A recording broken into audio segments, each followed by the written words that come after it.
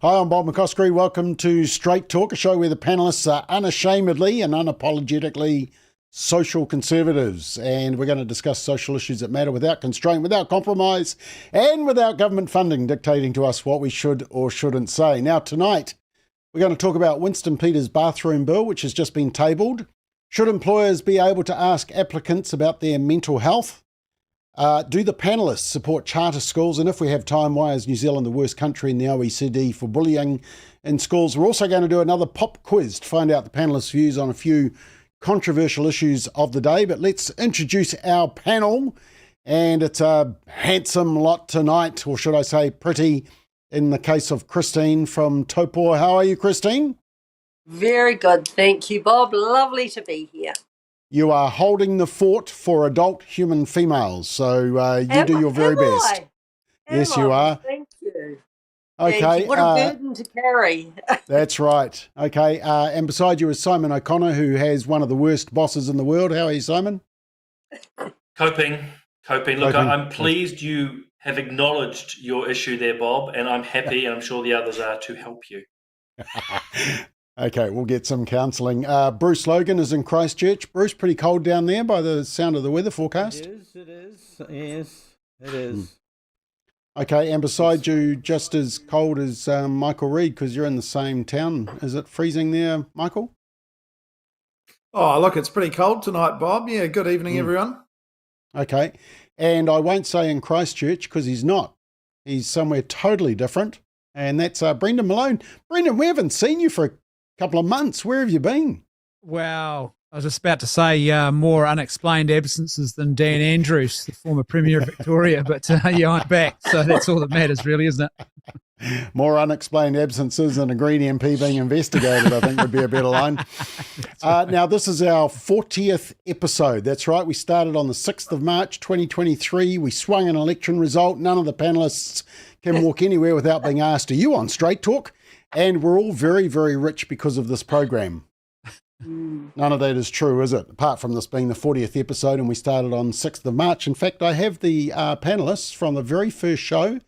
There they are. And we got Alfred Naro, Bruce Logan, some guy from Mangere, Ronji Tanielu, Ashley Church, and that lovely lady from Taupo. So there we are. We've got two founding members, Bruce and Christine. You've lasted 40 episodes, so well done. And I was just looking to see what we discussed on that very first episode, and we discussed the resignation of Jacinda. Stop smiling, everyone. We also discussed the appointment of Hipkins, and we discussed, you'll laugh at this commentary that was currently running in the media when we did our first episode. Here it is. Christopher Luxon's leadership under threat. And all the commentators were saying, poor polls, he's stumbling, he's failing to respond, he's got an authenticity problem, the pressure is on Luxon, and wouldn't you know it, he's now Prime Minister. So just keep that in mind when you read what the commentators are saying. Last week, panelists, who was on last week? Just you, Simon, eh? I think so. Yeah, I got mocked about this something we eat called quinoa, and everybody was mocking me about it. Do you know how to say it, Christine? Everyone except you knows how to say it, Bob. Well, yeah, I know. Well, it seemed like everybody was telling me. I mean, if quinoa, spelt quinoa is quinoa or quinoa. Quinoa. Okay, well, why isn't the queen keen? Because it's I can't QU. answer that question, Bob, and neither should you be wasting time asking it. It Well, doesn't anyway, matter. I went, no, well, it does. Because I felt slighted and I needed counselling afterwards. And I went home for a hug. And I actually went to YouTube to find out how to do it. And I found this French guy talking about it. And this is how you do it, apparently. We are looking at how to pronounce quinoa. Quinoa. You do want to stress on the first syllable rather than the second one. Do not say quinoa, but rather quinoa. Quinoa. Quinoa. There we are. That's how you say it. It was a French word, so that's my excuse. Wrong emphasis on the wrong syllable, Bob. Now, video of the day, and this, just a warning that this could trigger you, this particular video. This is the video of the week. Have a watch.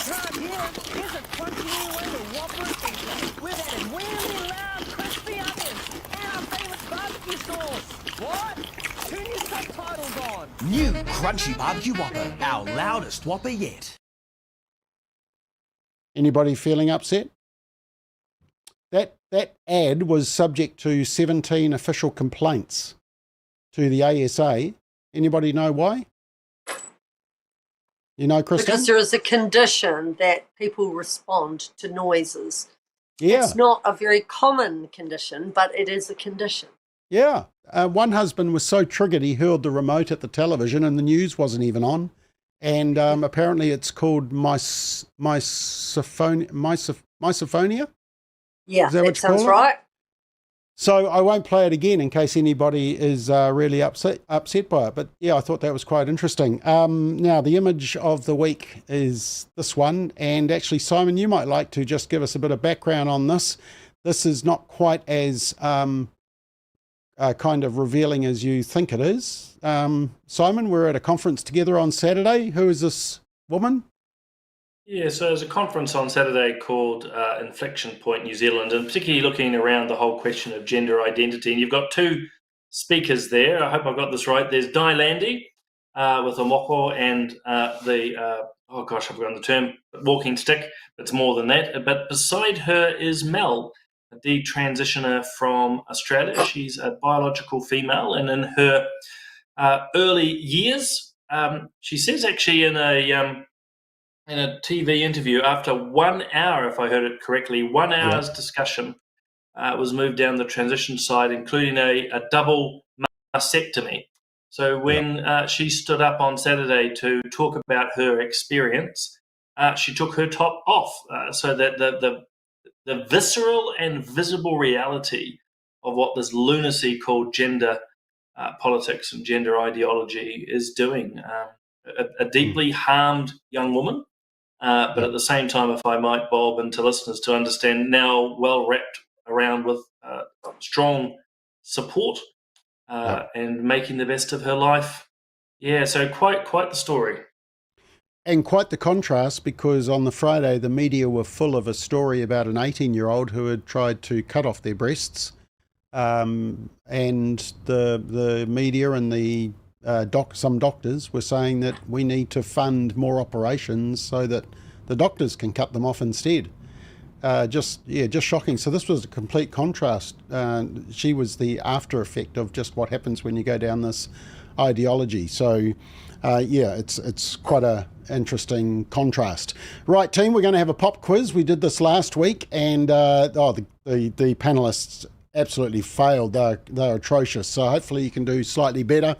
But it's very quick. You just give us a yes or a no, or whatever the answer is supposed to be, and a quick reason. Actually, just before I do that, I just want to show you this message. It comes from Darwin, who said, "Congratulations on your 40th episode. We watched the first episode and most of the rest of them." Darwin, you didn't watch all of them. Tell me which ones you missed, and I'll send you a link so that you can watch all of them, just to prove the commitment. Now, team, here we are. This is the King's new portrait. Ooh. I don't know, I look at that and I sort of feel a bit hot. Do you like the King's new portrait? Simon? You know, actually, I don't mind it. I don't love it, but I'm not raging against it like a lot of art critics, actually. I don't mind it. There you go. God save the King. Okay, Christine, you're very arty. We all know that. Do you like it? I love it. Oh, I knew Really you'd good. say that. Different, bold, like him. Yeah, I love it. You just liked it because of the frame, eh? The frame was really solid. No, you know I don't like the colour red. You know I don't like it. Got a few red things in my house, but I never wear red. Not attracted to red in any form, but I have to tell you I like that. My reasoning is political, unfortunately. Oh, okay. Brendan, do you like it? Well, two things. Number one, all I could think of was Emperor Palpatine when I saw it. This monarchy is quite operational, my friends, was what I saw there. But I have to say, I don't mind it, but I felt there was a little bit of dignity that was lacking, befitting a royal monarch's picture. That's the only thing for me. Yeah. Michael? Like it. I think it makes them either look angry or a socialist. And so all that red, no, it's very terrible, Bob, compared to other royal portraits. Just looks dreadful, I think. Yeah. Okay. And Bruce, do you like it? Yes, I did. I did like it. I thought it was great. I liked the king's face. I thought it was almost human. Yeah. Okay. Right, next question. Should there be tax cuts in the upcoming budget? We'll go in the same order. Simon? Yes. Go Just tax cuts. Yeah, like a tax cut, let's not take away too much from you. Okay. Christine? Yes, no commentary required. Absolutely yes. Brendan? No. I feel like they're a bit of a tired old shtick now, and I'd actually rather see some more creative economic policies than that, unless they're actually a genuine tax cut that's going to be meaningful for the people who need it. Michael? Yes, but only because it's what National campaigned on. I don't know if it's fiscally wise, but yeah. Okay. And Bruce? Yes, although it might be a better trick to readjust the taxation levels. Yep. Okay. And I would say yes if it involves scrapping the Human Rights Commission. I'd say yes to tax cuts. Last week there was a bit of a focus on some bullying, but we'll talk about all bullying. Question is, were you bullied at school? Simon, were you bullied at school? A little bit, but not too much. My father and mum, but my father taught me to stand up to bullies, and let's just say that paid off. Christine, you weren't bullied, were you? Because you'd be taller than most of them. Yes, I was. Yes, not just at school, but yes, I was. Oh, well, yes. Yeah, no, well, I just left it to school on this particular one. Brendan, were you bullied at school? 1 year in particular, late primary school, it was so bad I had to be moved classes. Wow. Michael? Yes, a little bit. In the intermediate years, there was a character who was a couple of years older than the rest of the cohort, and I don't know how that person managed to be there, but they were, and so they're physically bigger and, threw their weight around a bit. And Bruce, were you bullied? Look, it's 100 years ago, Bob. It's hard to remember. I can remember one event when I was bullied at school and I went home crying. I was about 9 years old, went home crying, and my mother said, "What'd you do to annoy him?" And that was the end of it. It was a different world, you see. Okay. Well, let's turn it around a bit. And were you a bully at school, Simon? No, definitely not. I've kept a fairly mild personality from day one till now. Okay. You want us to check that, verify that? Oh, I'd be a bully if I said no. Christine, were you a bully? Yes. At school? You were? Yes, I was. And I'm ashamed of that. I cannot imagine that. I would imagine butter melting in your mouth. Oh, yeah. Well, I was, and I thought it was terribly entertaining. And I look back now, and it was hideous, and I'm really embarrassed about it. But yes, I did. Okay. Brendan, were you a bully? Well, I thought I wasn't until I met a girl that I went to primary school with some years later, my adult years, and she said, "Yeah, you were actually a bit of a bully in our younger primary school years." So I definitely hadn't remembered things correctly at that period of my schooling. Okay. Michael? No. You weren't. That's it. Okay. Well done. That's why you could become a reverend doctor, wasn't it? Well behaved. I never thought of that, Bob. And Bruce? I don't think so, although we did have an idiom that when you disagreed with something that was pretty common in our days, "I'll bash you." Yeah. That seemed to be the common parlance. But that's all I can remember. I don't think I was a bully. Okay. I was in Prima 4. In fact, I remember getting the strap in Prima 4. So there we go. There's something about me you didn't know. I'm going to go in reverse order this time, Bruce. Should we ban gang patches in public spaces? Bruce? Well, generally speaking, I don't like the idea, but in this particular case, gang patches are intimidating. And if we could ban them and not for a specific reason rather than some kind of universal ban, I'd be for it. It's the intimidation that worries me about gang patches. Okay. Michael? Yeah, well, I'd agree with Bruce on that. They are very intimidating, but pretty hard to enforce, Bob. Unless you've got a paddy wagon outside and the armed defenders squad, who's going to go up to these people and say, hey, take that off? Brendan? Yeah, well, I'm not a liberal, so the answer is yes, they should be banned.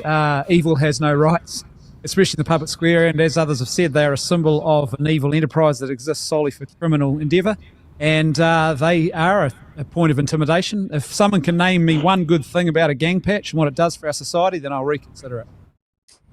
Christine?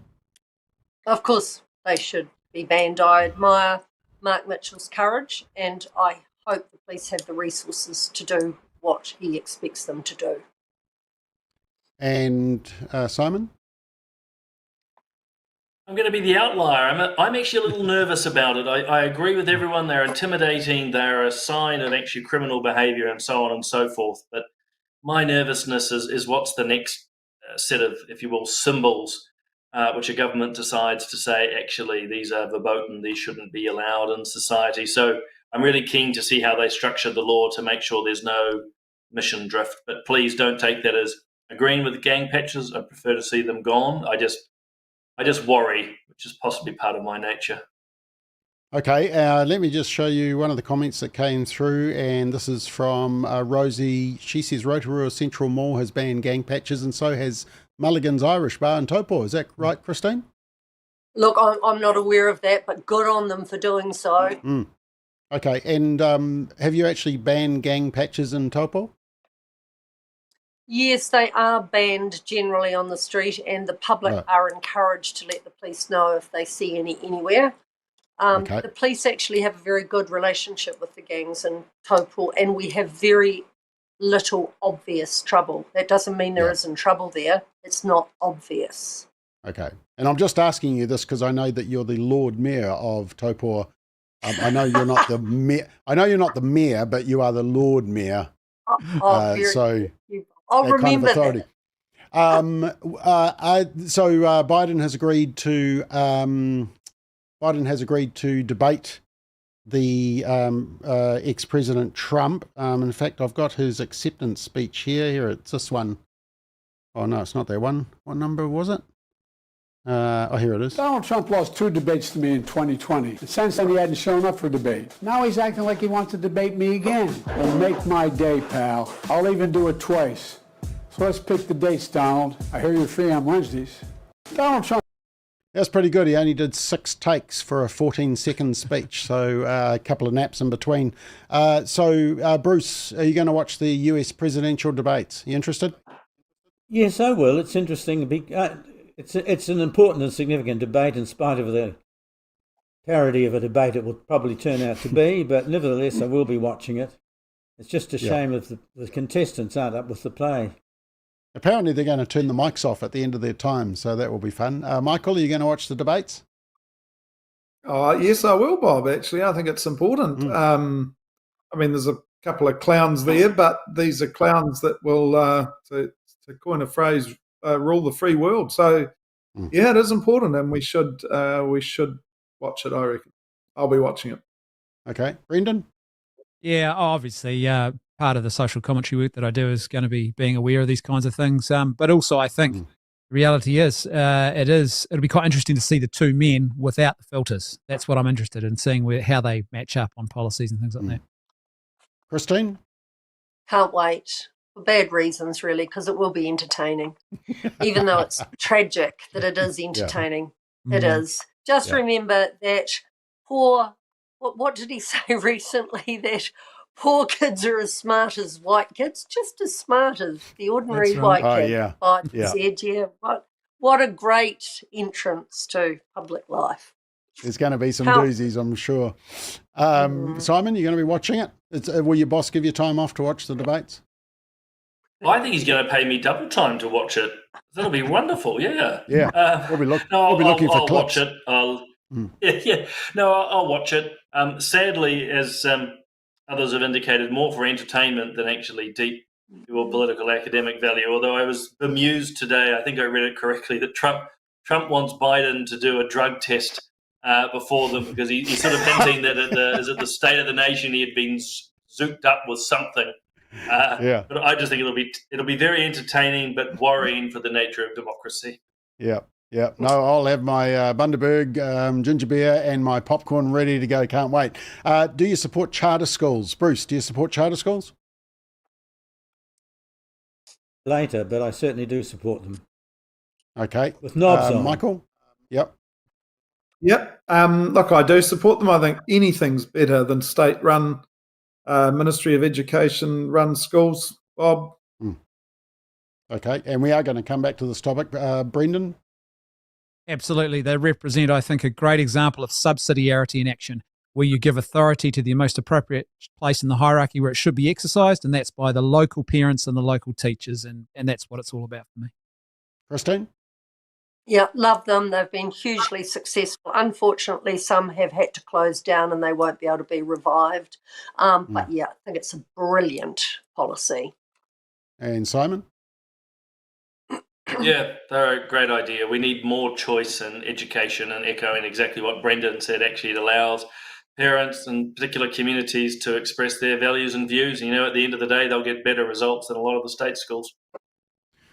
Okay, now we are talking about toilets because of Winston Peters' private members bill, and the question for the panel is, have you ever used the disabled toilet to save time or jump the queue?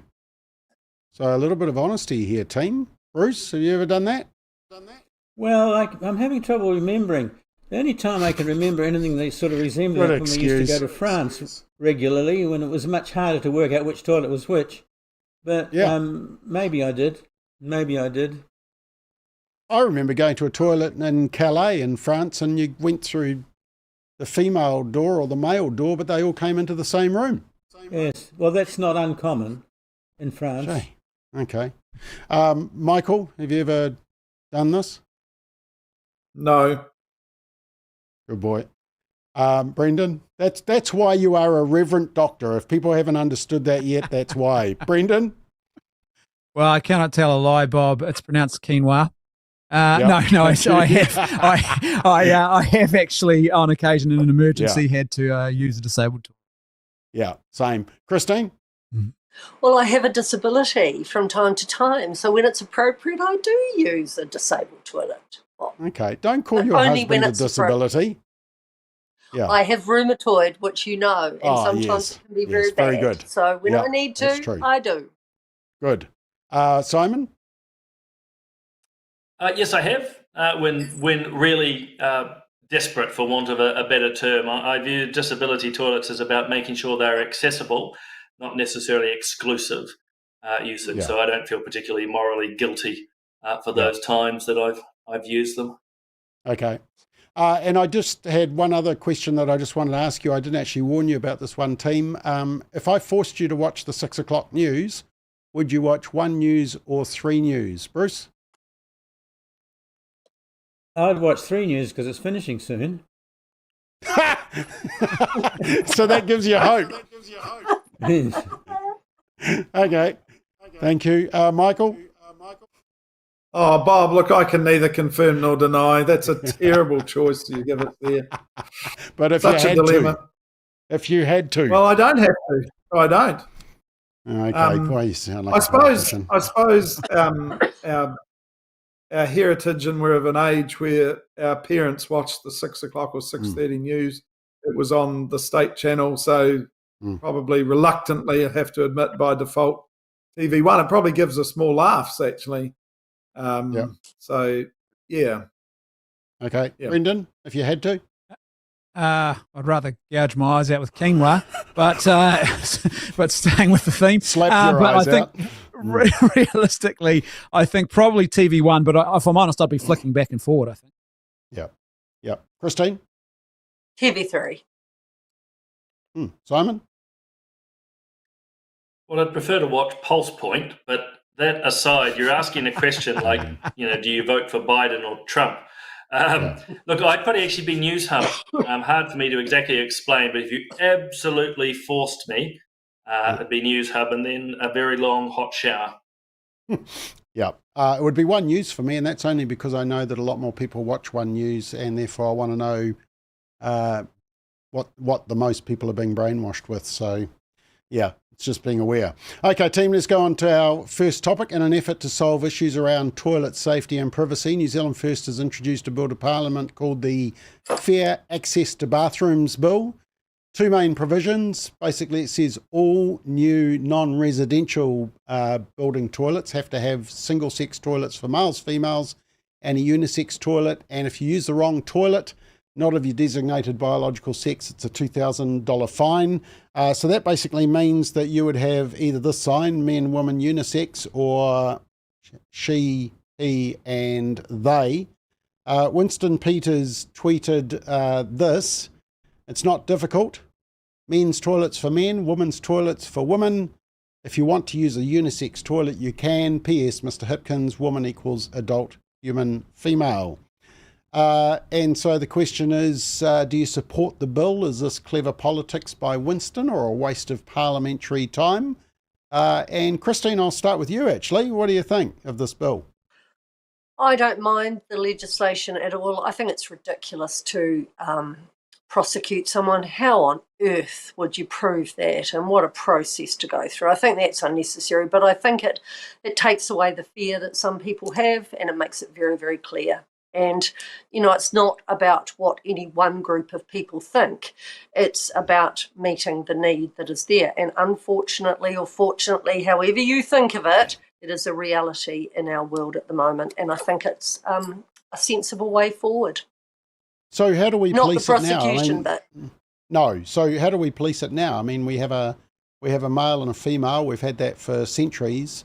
How has that been policed? Has it just been a societal expectation? I think it's been changing a lot. People have been, or organisations have been changing their toilet situations to unisex toilets in a heck of a lot of places. So there has been a fear, whether that's a reality or not. A lot of people haven't liked it, and it's happening in a lot of places. So, yeah, I like this outcome. Okay. Brendan, what do you think? I'm not so sure, actually. I worry about imposing a unisex toilet requirement on anyone. Like, the cost of building all of a sudden starts to look a bit more costly. I don't think the bill will actually pass, so it is clever politics. He gets to actually put an issue, a serious cultural issue of the moment on the table and prove his credentials, if you like. But it never actually probably will get beyond that. The other thing, I know I've heard complaints already, or concerns, I should say, from people about the $2,000 fine, from parents who say, well, what happens if I have to take my son or daughter with me into the opposite toilet because they're too young? So I think there's a few little details I'd like to hear more about, but it is clever politicking. Okay. Michael? Oh, look, Bob, I think for me, this is just an indictment that we've arrived at this point, really, because even 5 years ago, or 10 years ago, it wouldn't have been an issue. And it's just very sad that somebody has to put a bill like this forward. I think it's sound common sense. His argument's pretty clear. But again, I agree with the others. It's really hard to enforce. And enforcement, just thinking if you put security cameras up, that would create a whole new dilemma in terms of privacy and security. Really difficult to enforce. But I like that it's a strong anti-woke signal. And as Christine said, we're going to get some debate on this and through the parliamentary process. And that's really important, even if, as Brendan indicates, it sort of evaporates in the final analysis. At least there's been some discussion on it, and that's really good. That in itself is valuable. Okay, we did do some polling on this actually last week through Courier Market Research, and found that 56% of people supported it and 26% were opposed. The other 18% were unsure. So it's about just over a 2-to-1 support, although like Brendan, only 35% backed the fine, 46% were opposed.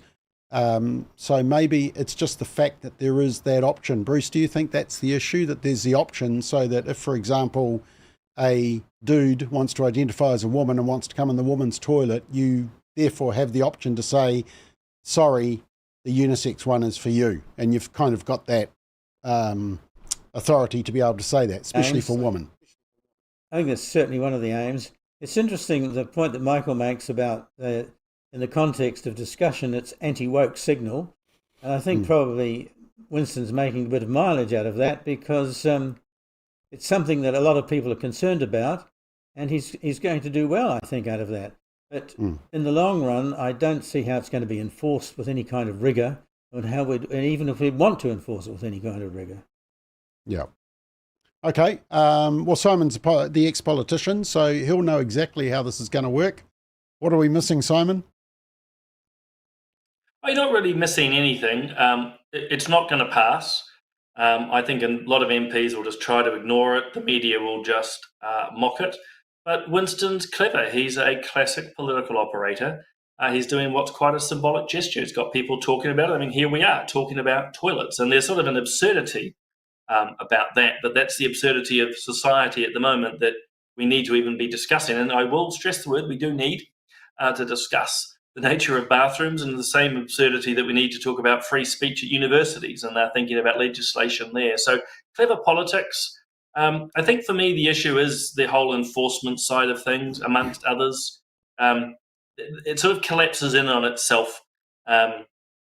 If a law is just a statement without some enforcement, and this is where you need recs and lawyers on, but if it's just a symbolic statement, I'm not sure if that's great legislative value, but I'm very uncomfortable with anything that has a fine associated with it. I think that's just a multitude of issues. But Winston's already gained his win. There's the long and the short of it. He's gained his win. People are talking about it. They're talking about him, but I don't see it passing in any shape or form. Okay, let's check some of the comments. And also, actually, I meant to say Rodney Hyde was supposed to be on tonight, but he texted me at about 6 o'clock, said it was pouring down in Queenstown. There's snow everywhere. He was wet as, and he just needed to warm up, and he couldn't think straight. So just a normal day for Rodney. So, yeah, he's sorting that out. So we will get him back. Now, Philippa says... the law actually allows women to say to a man, you don't belong in here, which is true. Craig, this is for all you panelists who are naughty. It's illegal to use disabled toilets unless you are disabled. So remember that. Also the car park as well. Matt says, isn't this just normalising this kind of ideology? Also, how will the government police this? Cameras? Veronica says, Bruce, you look great for 100. There we go. He's not 100. He's 98. No, I'm only 99. Yeah. Okay.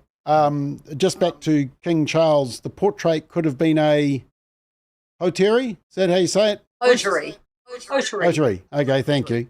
Need to be a lot more black if it was going to be a hoteri. Okay. Is that a football team in England? Hoteri? I know. Rosie said, I was bullied from primary school up to and including high school. I wasn't just bullied by other students. I was also bullied by teachers. Erin says the King's portrait looks more like a painting from Ghostbusters 2. Daryl says, disgusting portrait. King Charles looks like he is in hell and not the head of the Church of England. No comment. Lee says, congratulations on number 40. I look forward to Monday nights. There we are, Lee. Glad we're adding to your social life. Trina said, I thought it was demonic. Rick says, typical leftist art. Yeah, there we go. That's all of them. Okay, next topic, team. The question, have you suffered or been treated for depression or any stress-related disorder? Do you suffer from headaches or a hearing disability? How many absence days due to sickness or injury have you claimed in the last 12 months? These were jobs that were asked for someone applying for a Z Energy job. And the job seeker was outraged, said it was an invasion of privacy and discrimination. But Z Energy, the employer, said questions provided relevant information about applicants. He didn't discriminate. And he said because of the media coverage, he was reviewing the form. But the question for the panel tonight is, do you think it's okay for an employer to ask questions about the mental health of someone who is applying for the job? And if it is, when can you do it? And if it isn't, when can't you? And Christine, I think probably amongst all of us, you've probably employed the most workers, so I might get you to kick it off. Is it okay? I feel really torn about this because I know that a lot of employers are on the very edge. Businesses are on the edge of survival, and you can't cope with someone who's not there and that you're paying for a lot of the time and they're not well enough to do the job. But they are very, very intrusive questions, and people can have had mental illness and have it perfectly and totally controlled and fulfill a perfect job. And at Z Energy, what were they doing? Pumping petrol. I suppose it doesn't matter, but I'm really torn. It feels very invasive to me. And he says he's not discriminatory. Well, why ask the question? Okay. I mean, you were in charge of WINS offices, and some of those you were getting some pretty violent clients in there. And, sometimes there could be violence in those offices. Isn't there? Actually, during my time, Bob, we had very little violence. That violence has come much later. I think it was at my very end of my tenure that we got our first security guard, which was in Invercargill. And I remember Tim Shadbolt telling me at the time it was because it was very, very cold in Invercargill, and that brought out unusual behaviour in people. But we actually did not have a lot of violence in those days. People were amazing. We treated them well. They treated us well in return, and society has changed since then. So it's a different set of circumstances, but I still wonder where those questions fit. Yeah, I don't like them. Okay. Simon, do we check the mental health of people applying to be politicians, or just their IQ level? Oh, well, Sorry. that would help at one level, but I'm very similar to Christine. I think actually it's not appropriate questioning. I don't buy the whole it's not discrimination. The very fact that you're asking the questions is ipso facto to discriminate. Why would you ask the questions in the first place? I suppose the most you could get away with is asking someone, do you have significant health issues that we should be aware of? But boy, if that level of interrogation is just deeply inappropriate, including although it was destroyed during the COVID times, in your Bill of Rights, you have the privacy to do with your medical treatment. But I think, too, without sounding like a stereotypical centre-right guy, this is why you have 90-day trial period dynamics. In other words, you mitigate the risk by allowing this person to come through, prove that they're working well, and if it does turn out to be a significant array of issues, mental or otherwise, you have the opportunity to move that person on in extreme cases. But yeah, wrong questions. And again, I don't buy I'm not here to discriminate. Well, then why ask? Why ask? I mean, I was thinking about if you're going to employ somebody to work in a bank or a alcohol shop or a dairy or a jewellery store, if the person suffers from anxiety, is that a factor as to whether it's good for them to be in the job? And it's just being honest with them, and they're being honest with themselves. Brendan, what do you think? Is this a relevant question? Because do we take into account physical disabilities as well? We're not supposed to, are we? Unless it's they can't do the job because of the physical disability. Well, I think context does matter a little bit. I do think that, like, for example, in a petrol station role, it seems it wouldn't be out of place to ask, do you have any sort of allergy to to the chemicals that we're going to be handling here? That would be the kind of thing that I think would be appropriate. But I think this is invasive, what's happened here. I think also, especially on the back of COVID, a lot of people were forced to take extra sick days over the last couple of years that necessarily maybe they wouldn't have wanted to have taken. And so, and if you've got families too, like often parents are forced to take extra sick days just to look after their children. And that's on them. It doesn't, there's no reflection of their own personal sickness. So I think one of the things for me is it strikes me as a bit of an indictment of how community has broken down in the West, really. Because traditionally, I think probably an employer would have had generally a better sense of who they were actually hiring. They would have had at least a relationship with somebody who knew the person. That's all broken down now. And so we're desperately looking for sort of bureaucratic rules and measures to try and mitigate that. And I don't think you can. So, and this is someone who's trying to, as Christine said, probably balance the financial risks. But yeah, it's a very messy situation, but I think this is too far. Michael, do you think we can ask those questions? Yeah, I'm going to disagree with the others. I actually think this is a tough job, and anyone applying for it, you say, Christine, it's only pumping gas, but you know, there is the potential for drive-offs, for robberies, for threats, for working on your own at night. You know, it's a tough situation that you're applying for, and if you're applying for it, you should be aware of those things. And you know, from the employer's point of view, you want to check a person out, and if you don't like these questions or you think they're invasive, don't apply. Bruce? Well, this is a very interesting issue, and it reflects, I think, in the first instance, a lack of trust in the culture, a dying lack of trust in the culture. There was a time when I think that this kind of intrusion in one's private life wouldn't have even been thought about.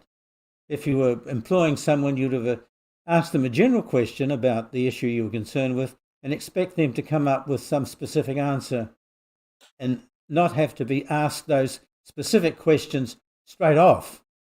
I think that is an intrusion, and it's a reflection of how our private lives are being slowly eroded, and we get so used to it that we think, well, this is a good thing to do, and I'm not a fan of it really, if it can be avoided at all, really. By the way, Michael, I've got a granddaughter who works at a petrol station at night, and it worries me, I must say. Yeah, I heard I had a friend who has struggled with mental illness previously, and he was actually on Talkback talking about this, and he said that for him, he wouldn't apply for jobs if he knew that mentally he couldn't cope with it. So he was being realistic about his own ability. But I guess the question is, if you apply for a job and you actually don't realise just how stressful it is. Did we check you out, Simon, before you applied? I'm a bit worried about that now. But you already knew I was a complete basket case. But KR James says this, and he agrees with you, Simon. It illustrates the value of the 90-day trials. So that is true. But Kevin disagrees with you, Simon. He says some small business owners have put their homes on the line and they should be able to know who they are employing. I guess you don't know if they've got a physical illness as well as a mental illness that could affect them if it's, diabetes or something like that. Trina says, don't most employers give aptitude tests these days? Actually, when you apply for health insurance, you've got to do it, eh? Not aptitude, health. Sorry, was someone going to make a comment there? Scott says, back to toilets. The people who are in the toilet at the time of the offending will police it, as in take a photo or ring the police.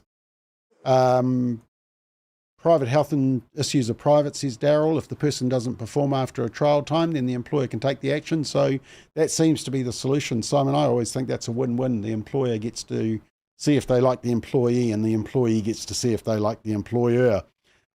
Michelle says many prospective employers already ask if you've ever taken a personal grievance against a previous employer, which is discriminatory. Interesting.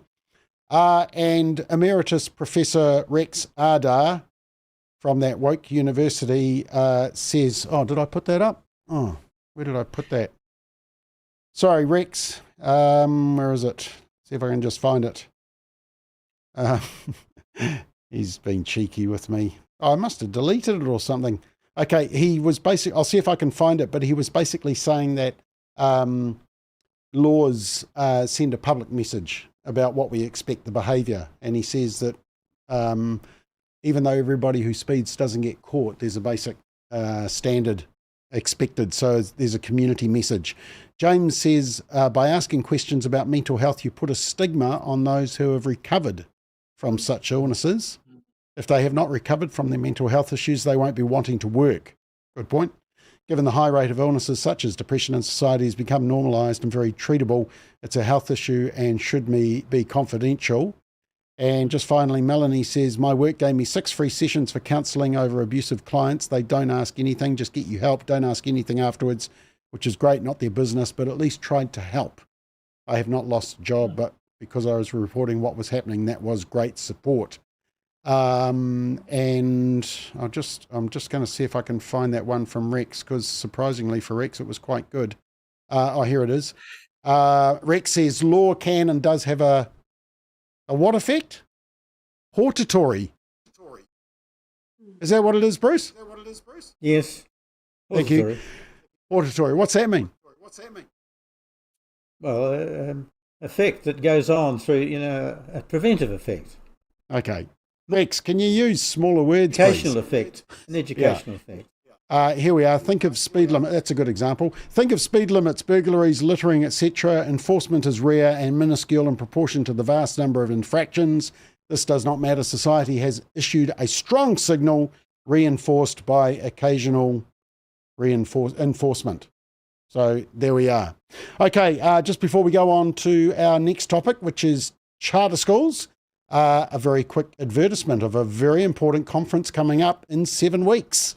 The Forum on the Family is one of the premier family conferences held each year with international and national speakers and political leaders. Hosted by Family First New Zealand, the Forum brings together a national network of family-focused organisations, scholars, lobby groups, leaders and groups who are part of a growing movement for social change to bring New Zealand to a point where families are strengthened, marriage is honoured, life is protected and religious freedom is defended. This year's conference will again be held at the Dewdrop Event Centre in Manukau City, not too far from the Auckland Airport, on Friday, 5th of July. This year's theme is Protecting the Next Generation. It's time for all of us to push back against the harmful agendas and ideologies being targeted at our children, including the ones in the womb. And once again, we have an amazing lineup of speakers from the US, Australia and New Zealand. Now, as we did last year, on the Thursday night before the forum, we're hosting a gala celebration dinner with the theme Independence Day.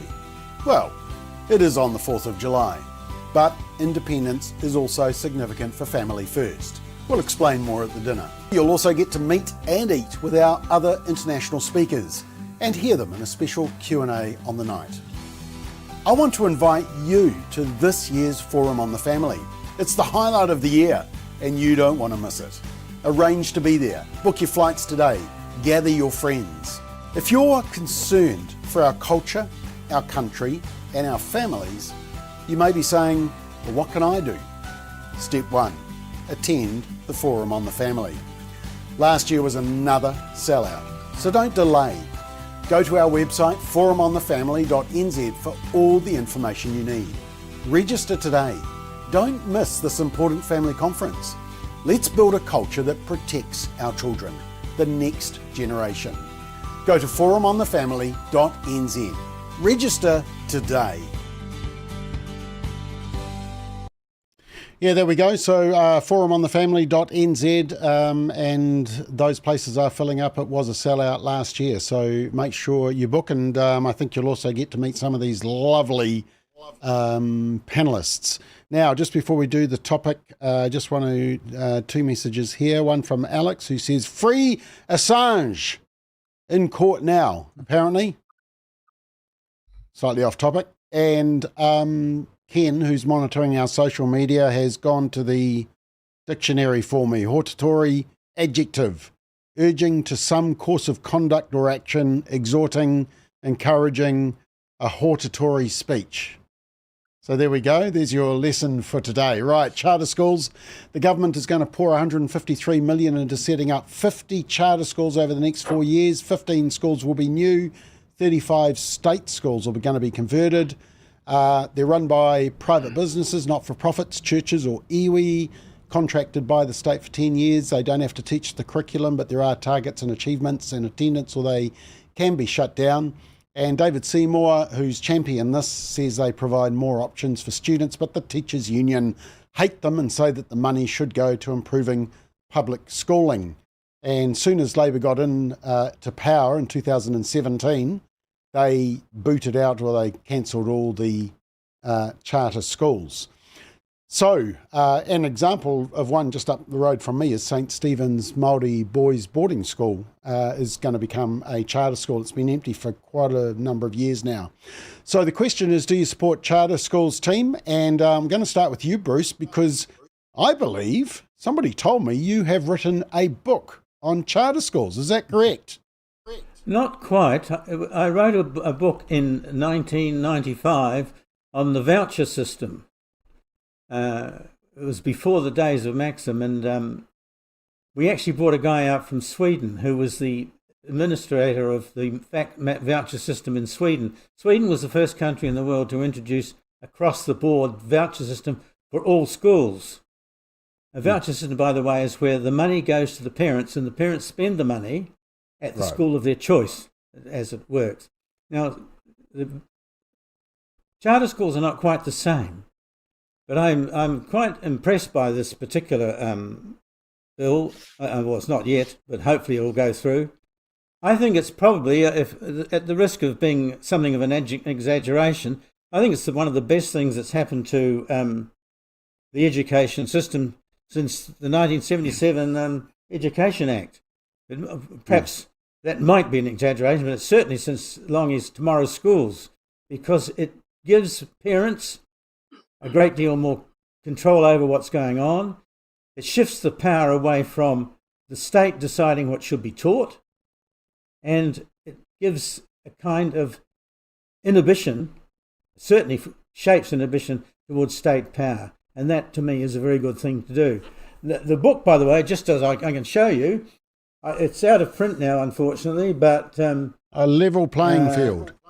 Level playing field. That was David Long's term. Okay. I think there's a copy in the Auckland University used to have a copy in its library, but I don't know anymore. Okay. But I can't wait to see it developing because it's a great thing. Very good. Okay. Michael, I think it was David Longy who sort of started the process of bringing schools into local board of trustees, didn't he? Tomorrow's Schools, is that right? Yeah. I just want to say, Bob, he came to my classroom once, and he was larger than life. Yep. But that's a story for another day.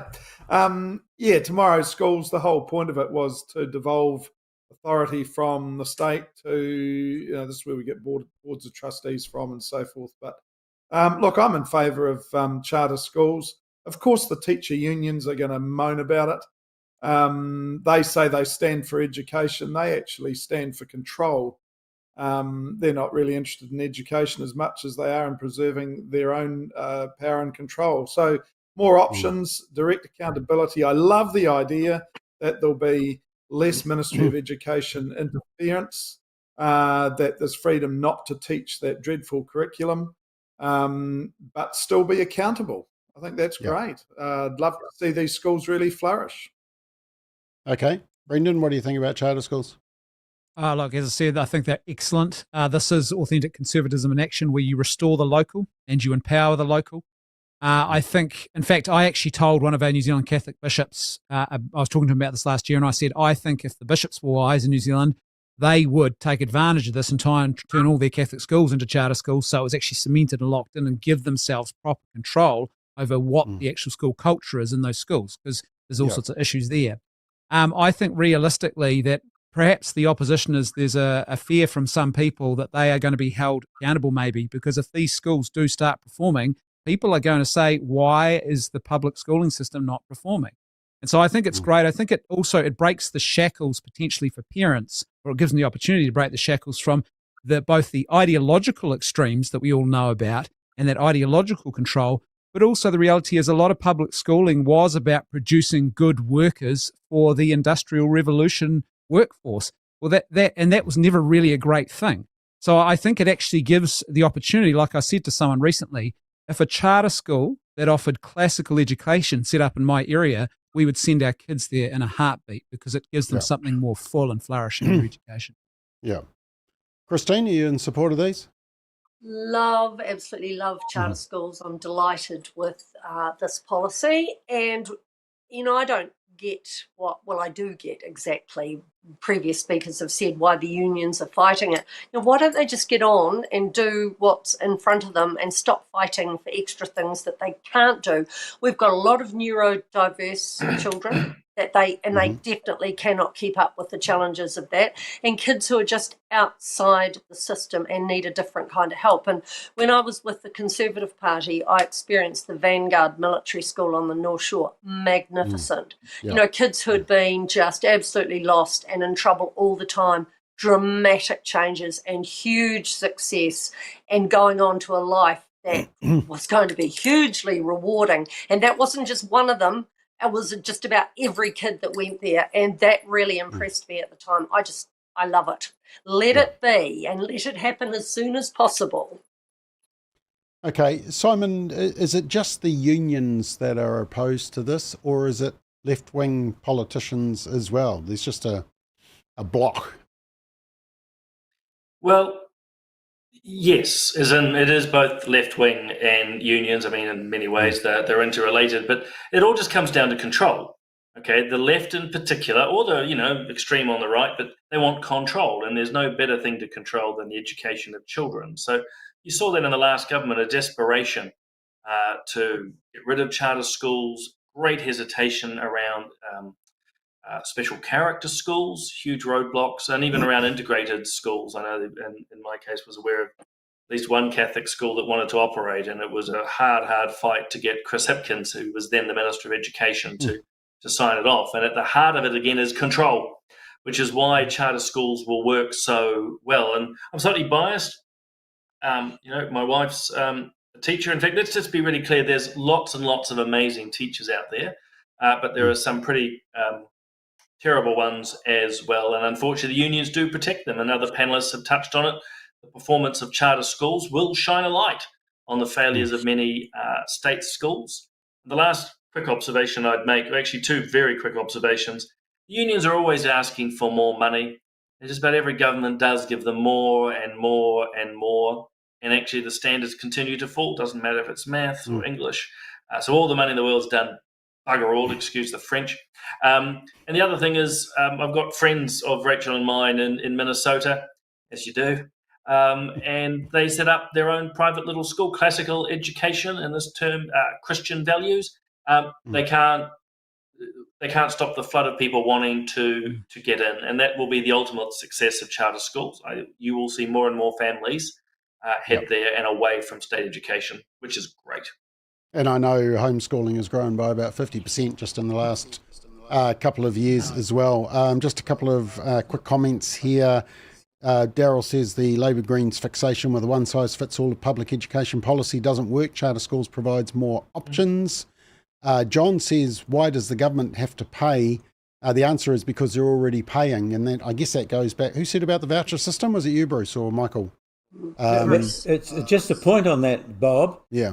Integrated schools cost the taxpayer a lot less money than the state school. It costs a lot less to educate a child in an integrated school than it does in a state school. And I suspect that charter schools will also save the taxpayer money.